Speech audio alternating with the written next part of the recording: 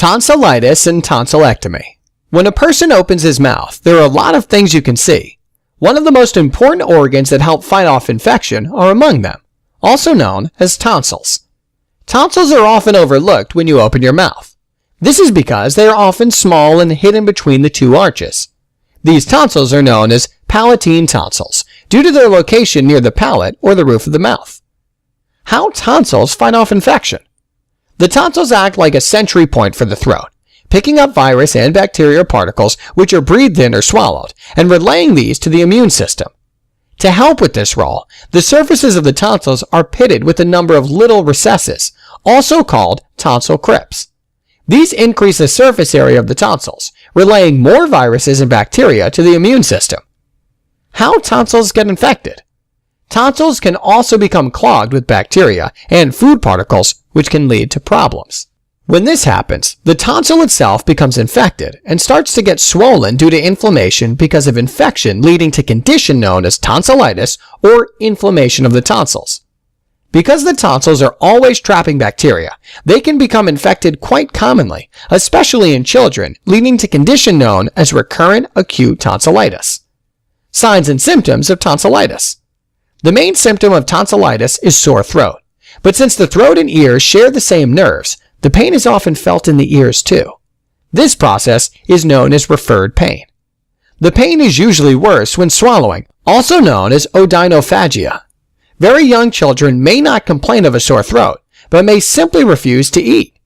In addition, you may also have a cough, fever due to infection, headache, feel sick, feel tired, and swollen and tender glands, lymph nodes on the sides of the neck, as well as bad breath. How tonsillitis is diagnosed?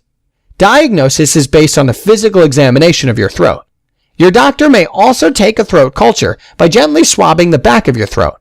The culture will be sent to a laboratory to identify the bacteria causing the throat infection. Treatment for tonsillitis. A mild case of tonsillitis does not necessarily require treatment, especially if a virus, such as a cold, causes it. Good rest and remaining well hydrated are treatment of choice in such cases. Painkiller medicines can be added to relieve the throat pain. Treatments for more severe cases of tonsillitis may include antibiotics or a tonsillectomy. Antibiotics will be prescribed to fight a bacterial infection. It's important you complete the full course of antibiotics. Tonsillectomy is the surgical removal of tonsils to permanently end the problem of tonsillitis. Criteria for tonsillectomy. At least 7 episodes in the previous year, at least 5 episodes in each of the previous 2 years, or at least 3 episodes in each of the previous 3 years. How tonsillectomy is done. Dissection and snare method. There are multiple methods to do tonsillectomy. One of the most commonly used is dissection and snare method. Steps of dissection and snare method. 1. Patient is placed in rose position. 2. Boyle-Davis mouth gag is introduced and opened. It is held in place by draphins, bipods, or a string over a pulley. 3. Tonsil is grasped with forceps and pulled medially. Incision made in the mucous membrane. 4. A blunt curved scissors may be used to dissect the tonsil from the peritonsillar tissue and separate its upper pole. 5. Tonsil is held at its upper pole and traction applied downwards and medially or scissors until lower pole is reached. 6. Wire loop of tonsillar snare is threaded over the tonsil onto its pedicle, tightened. 7. Pedicle is cut and the tonsil removed. 8.